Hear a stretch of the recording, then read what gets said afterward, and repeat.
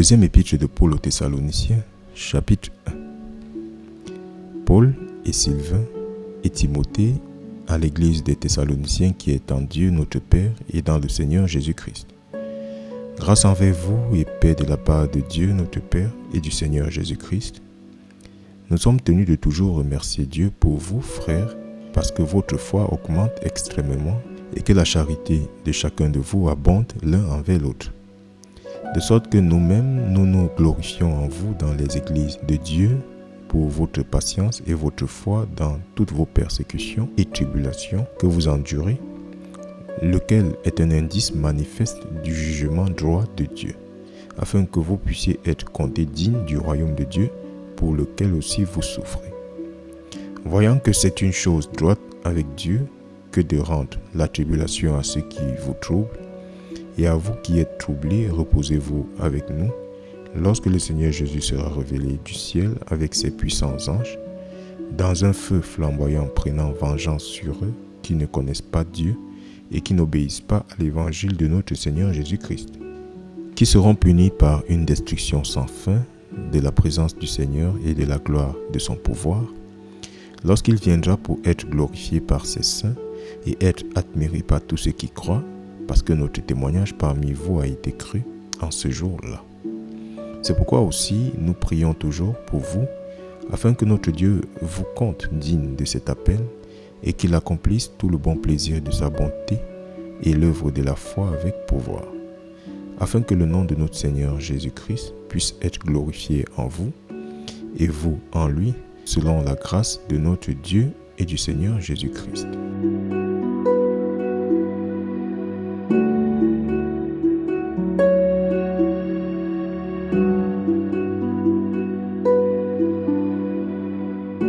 Deuxième épître de Paul aux Thessaloniciens, chapitre 2. Or, nous vous implorons, frères, par la venue de notre Seigneur Jésus-Christ et par notre rassemblement à lui, que vous ne soyez pas vite ébranlés dans l'intention, ou troublés ni par esprit, ni par parole, ni par lettre, comme venant de nous, comme si le jour de Christ était à portée de la main.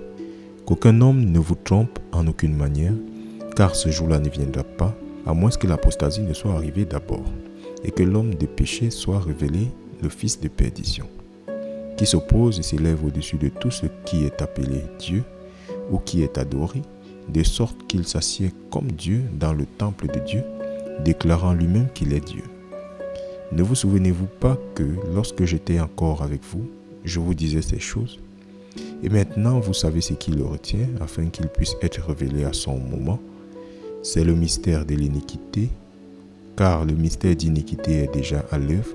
Seulement celui qui maintenant s'interpose le laissera faire jusqu'à ce qu'il soit retiré du chemin. Et alors ce malin sera révélé, que le Seigneur consumera par l'esprit de sa bouche et détruira par la brillance de sa venue. Même lui dont la venue est par l'intervention de Satan avec tout pouvoir et signes et prodiges mensongers, et avec tous les artifices d'injustice dans ceux qui périssent, parce qu'ils n'ont pas reçu l'amour de la vérité pour qu'ils puissent être sauvés. Et pour ce motif, Dieu leur enverra une forte illusion pour qu'ils croient à un mensonge, afin que tous ceux qui n'ont pas cru la vérité, mais qui ont pris plaisir dans l'injustice, soient damnés. Mais nous sommes tenus de toujours remercier Dieu pour vous, frères bien-aimés du Seigneur, parce que Dieu, depuis le commencement, vous a choisi pour le salut, par le moyen de la sanctification de l'Esprit et la croyance de la vérité, à quoi il vous a appelé par votre évangile pour l'obtention de la gloire de notre Seigneur Jésus-Christ. Par conséquent, frères, tenez ferme et retenez les traditions dont vous avez été enseignés, soit par parole, soit par notre épître. Maintenant que notre Seigneur Jésus-Christ lui-même est Dieu, c'est-à-dire notre Père, lequel nous a aimés et nous a donné une consolation sans fin et une bonne espérance au moyen de la grâce, réconforte vos cœurs et vous établisse en toute bonne parole et en toute bonne œuvre.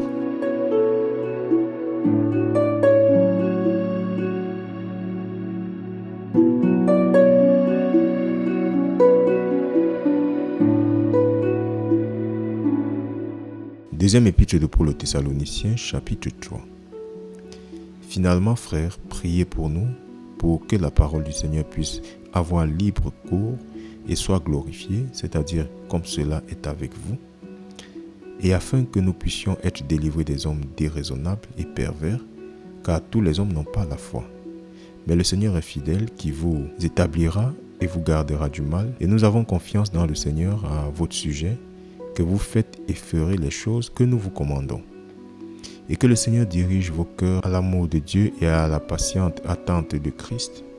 Or, nous vous commandons, frères, dans le nom de notre Seigneur Jésus-Christ, que vous vous retiriez de tout frère qui marche de façon désordonnée et non d'après la tradition qu'il a reçue de nous.